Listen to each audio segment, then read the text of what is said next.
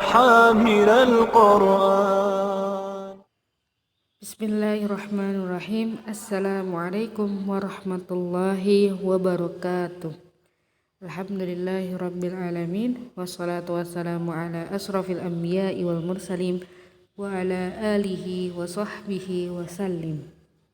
Alhamdulillah kita dipertemukan di dalam acara MPLS, yaitu pengenalan lingkungan sekolah bagi kelas 7 tahun 2020-2021.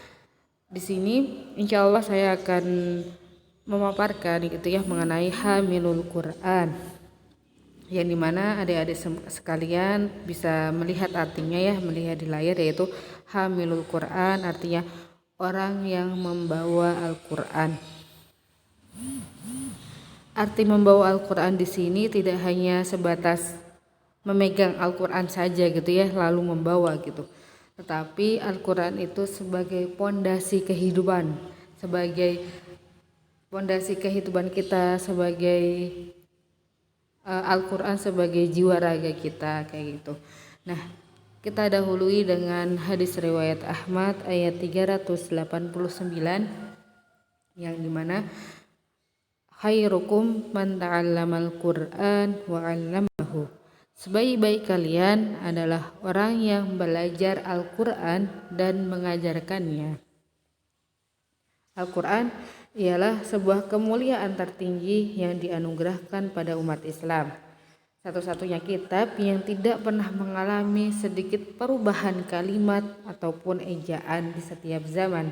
Dan yang paling istimewa adalah ia begitu mudah untuk dihafalkan. Begitu sangat mudah karena tidak ada batas usia dari balita hingga usia senja mampu untuk menghafalkannya.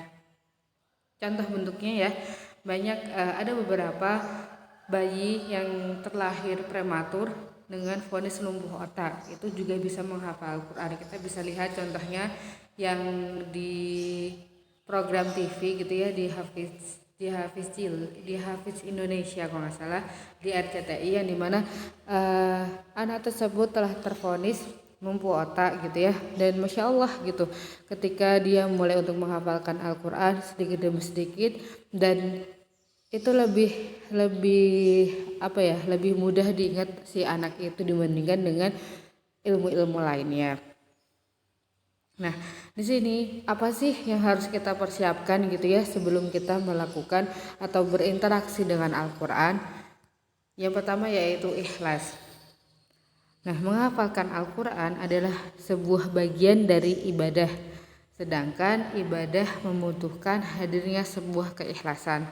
Allah Subhanahu wa taala berfirman, "Wa ma umiru illa liya'budullaha mukhlishina lahud-din hunafa." Artinya, dan mereka tidaklah diperintahkan kecuali untuk beribadah kepada Allah dengan ikhlas. Itu berada di dalam Quran surat Al-Baqarah ayat 5. Yang dimana memang ikhlas itu diperlukan Jadi benar-benar para penghafal Al-Quran itu sangat membutuhkan dari masalah keikhlasan ini, karena ikhlas tanpa amal itu akan sia-sia, dan amal tanpa ikhlas itu akan sia-sia juga Selanjutnya yaitu serius. Serius di sini maknanya yaitu bersungguh-sungguh. Itu diterangkan di dalam Quran surat Al-Qiyamah ayat 16 sampai 18, yang dimana bunyinya la tuharrik bihi lisanaka litajala bih inna alaina jam'ahu wa qur'anah fa idza qara'nahu fattabi qur'anah, yang artinya janganlah engkau tergesa menggerakkan lidahmu untuk segera mendapatinya. Sungguh kamilah yang akan menghimpun Al-Quran di dadamu serta membuatmu pandai membacanya. Maka bila kami telah selesai menanamkan bacaannya, ikutilah bacaan itu. Jadi memang serius itu harus dimiliki oleh para ahli Quran.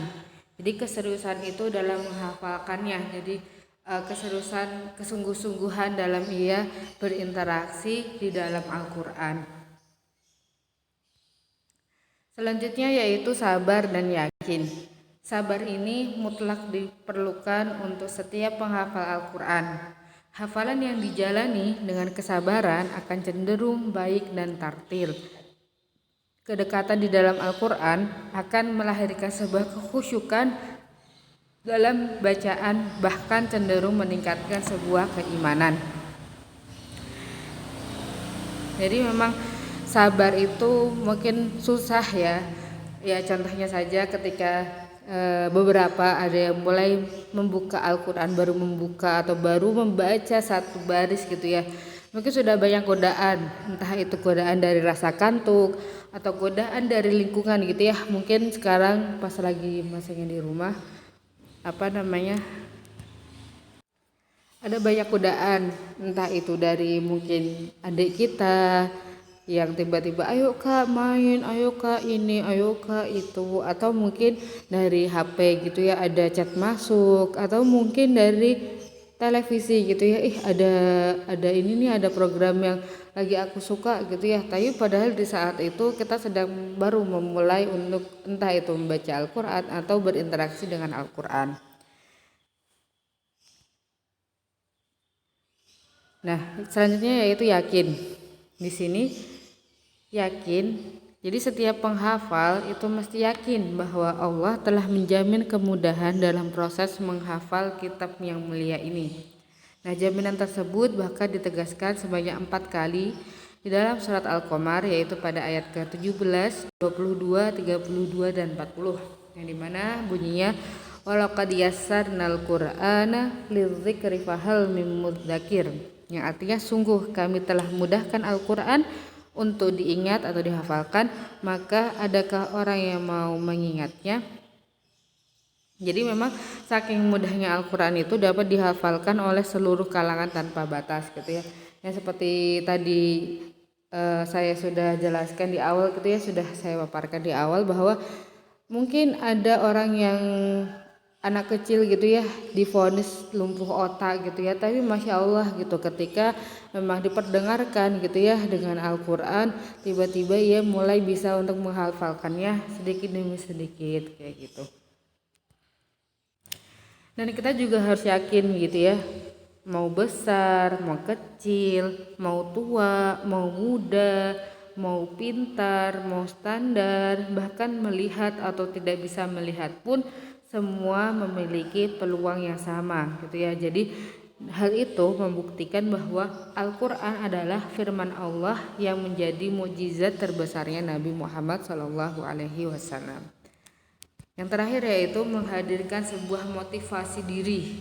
Itu sangat penting sekali ya, karena memang kita harus meyakini bahwa janji Allah itu pasti gitu ya. Janji Allah apa gitu ya, yang tadi yang seperti di awal gitu ya, bahwa menghafalkan Al-Quran itu telah Allah mudahkan. Jadi tidak ada kitab selain Al-Quran yang telah mencetak gitu ya, telah banyak yang menyelesaikan Al-Quran gitu. Terus penghafal Al-Quran akan mendapatkan beberapa keutamaan. Salah satunya yaitu Allah akan memberikan kepada hafiz di akhirat sebuah mahkota kehormatan sesuai dengan yang terdapat di dalam sebuah hadis. Di sini ada hadis riwayat At-Tirmizi dan dalam hadis riwayat Al-Hakim, di mana siapa yang membaca Al-Quran, mempelajarinya dan mengamalkannya, maka dipakaikan mahkota dari cahaya pada hari kiamat. Cahayanya seperti cahaya matahari. Kedua orang tuanya dipakaikan 2 jubah kemuliaan yang tidak pernah didapatkan di dunia. Keduanya bertanya, mengapa kami dipakaikan jubah ini? Lalu jawab, karena kalian berdua memerintahkan anak kalian untuk mempelajari Al-Quran. Jadi masya Allah ya, jadi memang janji Allah tuh memuliakan orang yang menghafal Al-Quran dan memuliakan kedua orang tuanya yang telah memberikan perintah kepada anaknya untuk menghafalkan Al-Quran. Nah selain itu, para hafiz Quran akan mendapatkan pertolongan yaitu syafaat, yang dimana diriwayatkan dalam hadis dari Abu Umamah radhiyallahu anhu. Ia berkata, aku mendengar Rasulullah SAW berkata, bacalah Quran, sesungguhnya ia akan menjadi pemberi syafaat pada hari kiamat bagi para pembacanya. hadis riwayat.